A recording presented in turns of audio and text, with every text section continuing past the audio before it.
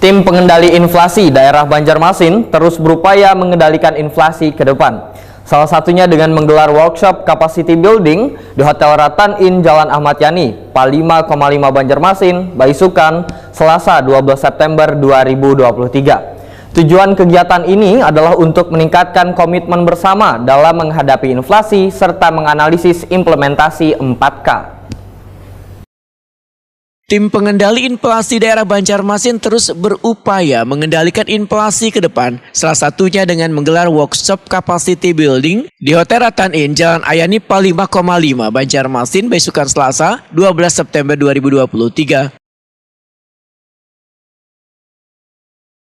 Wakil Wali Kota Banjarmasin Arifin Nur Wetokuni Prima TV memedahkan tujuan dari kegiatan ini untuk meningkatkan komitmen bersama dalam menghadapi inflasi di wilayah masing-masing serta menganalisis implementasi 4K, yaitu keterjangkauan harga, ketersediaan pasokan, kelancaran distribusi, komunikasi yang efektif dengan melibatkan instansi terkait.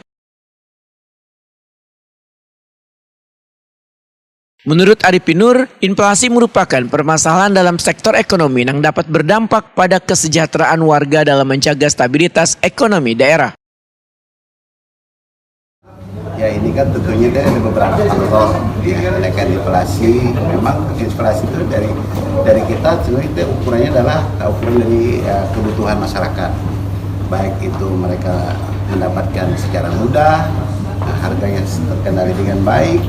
Nah, itu ukuran-ukuran inflasi kita bisa terkendali dengan baik. Tapi kalau misalnya permintaan tinggi, barangnya tidak ada, itu terjadi inflasi yang memang tidak kita harapkan. Nah, sehingga dengan tim TPD kita, ya, kita bersama-sama mengelola ini, tim TPD daerah yang dikontrol oleh TPD pusat. Kita bagaimana mengontrol setiap gerakan yang ada di pasaran, baik di Bulog, oleh Bank Indonesia, dan lain-lainnya. Kita bersama-sama, Pak. Jadi sebenarnya masyarakat pun harus bisa menahan kalau memang sudah terjadi ini. Ya tadi kan bahwa cukur rambut pria, gitu. Ada terjadi kemahalan, mungkin sudah ada kenaikan macam-macam kan. Nah, terus juga angkutan udara yang memang sudah sangat banyak yang dibutuhkan, terutama beberapa ekspedisi yang memang memerlukan angkutan udaranya, sehingga terjadilah lonjakan kenaikan harga.